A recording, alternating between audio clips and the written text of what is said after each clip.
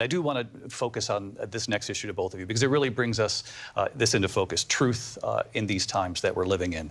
Mr. President, for 3.5 years after you lost the 2020 election, you repeatedly falsely claimed that you won, many times saying you won in a landslide.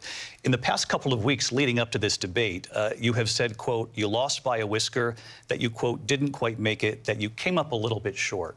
I said that? Are you now acknowledging that you lost in 2020? No, I don't acknowledge that at all. But I said that sarcastically. You know that. It was said, oh, we lost by a whisker. That was said sarcastically.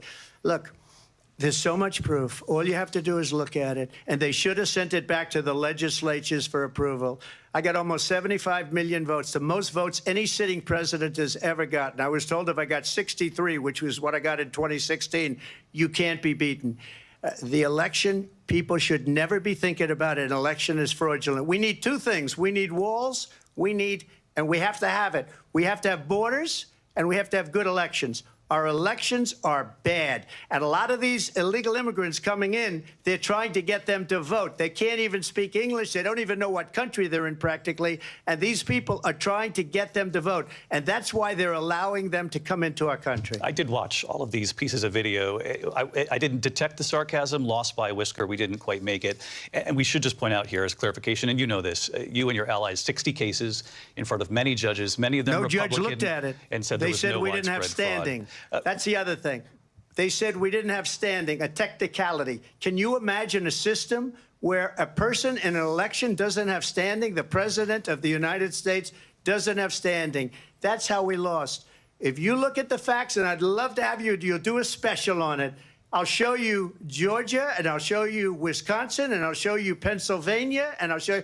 We have so many facts and statistics, but you know what? That doesn't matter, because we have to solve the problem that we have right now. That's old news. And the problem that we have right now is we have a nation in decline, and they have put it into decline. We have a nation that is dying, David. Mr. President, thank you. Vice President Harris, you heard the president there tonight. He said he didn't say that he lost by a whisker. So he still believes he did not lose the election that was won by President Biden and yourself.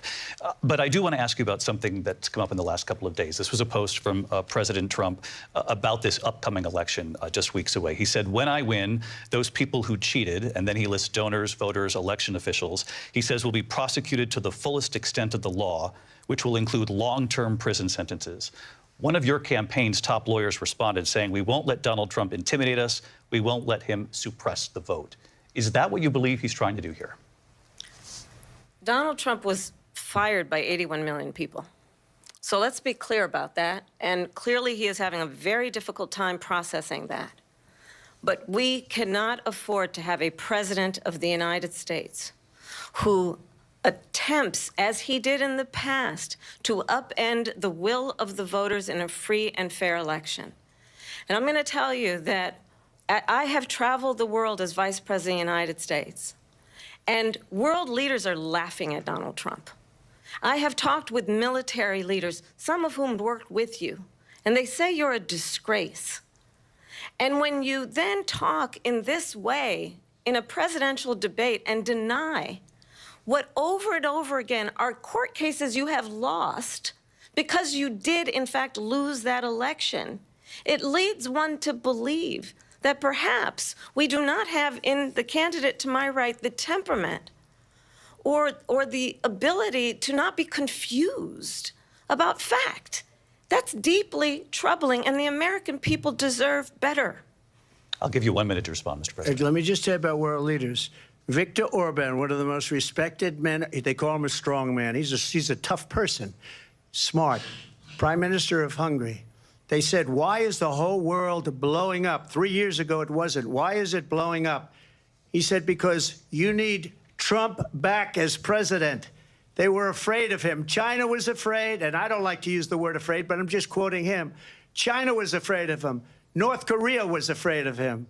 Look at what's going on with North Korea, by the way. He said Russia was afraid of him. I ended the Nord Stream 2 pipeline, and Biden put it back on day one, but he ended the XL pipeline. The XL pipeline in our country, he ended that. But he let the Russians build a pipeline going all over Europe and heading into Germany, the biggest pipeline in the world.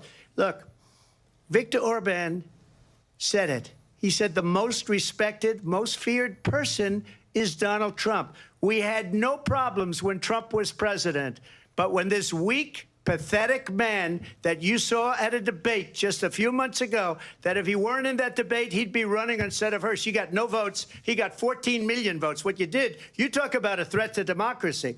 He got 14 million votes, and they threw him out of office. And you know what? I'll give you a little secret. He hates her. He can't stand her. But he got 14 million votes. They threw him out. She got 0 votes. And when she ran, she was the first one to leave because she failed. And now she's running. I don't understand it, but I'm okay with it because your time is I up. think we're Thank going to you. do very well. We've got a lot more to